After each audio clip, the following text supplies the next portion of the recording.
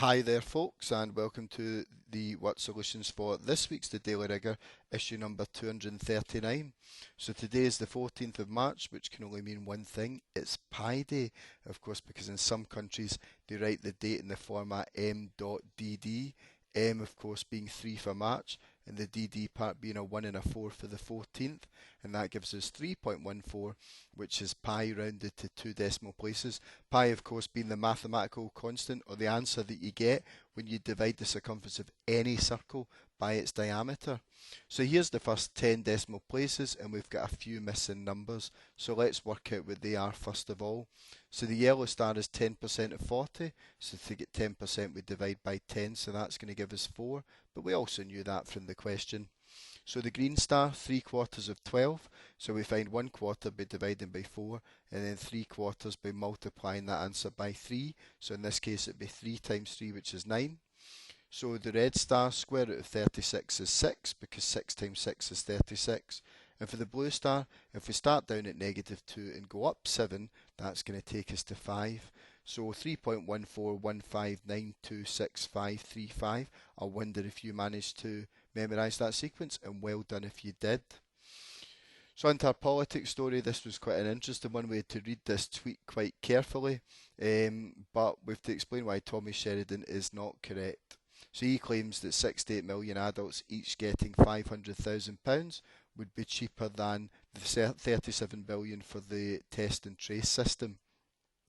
So first of all, let's consider. Well, first of all, I don't think he's correct, 'cause I don't think there's 68 million adults in the UK. But let's assume that there was 68 million. So you've got a 6, an 8, and 6 zeros, because this is your units, your tens, your hundreds, your thousands, your tens of thousands, and your hundreds of thousands. So this would be millions, and then tens of millions, and so on and so forth. So if they're each getting £500,000, we need to multiply by 500,000. So that's going to come to a very big long number in your calculator. So a 3.4 times 10 to the power of 13, which is just in scientific notation. The number in full is just a 3 and then 13 digits after the 3.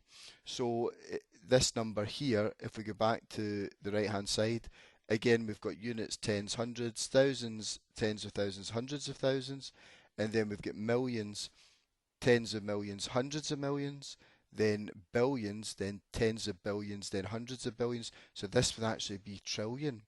So the reason why Tommy is incorrect is because 34 trillion is actually greater than or more than 37 billion. In fact, it's a lot more. So it wouldn't have actually been cheaper. A slight numeracy misconception there to do with place value. Now, part B, how much would each adult actually receive if this 37 billion was shared equally?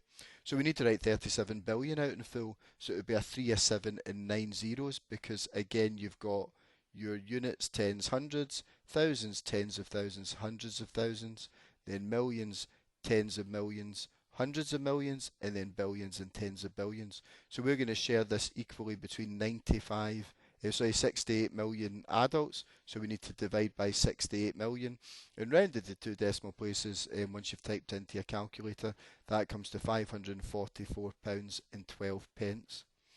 Okay, so onto our technology story. I wonder if some of you have even seen one of these before. It's an audio cassette tape, and the inventor has sadly died aged 94. But what a great age to get to. So this is how we used to buy and listen to music. So how many 2D shapes can you see in the picture? Well, first of all, I think we could all agree that there's a rectangle there around the outside. So here, inside here, we've got a circle. Down the bottom we've got square, and then well done if anybody spotted the sneaky little shape here, which of course is a trapezium, a quadrilateral with one set of parallel sides. I wonder if you saw any more on top of that. Well done if you did. So on to our final story, our business story. Lego are going on a giant recruitment for computer experts. Another reason to stick in at coding and computer science at school, guys, because of part of their expansion.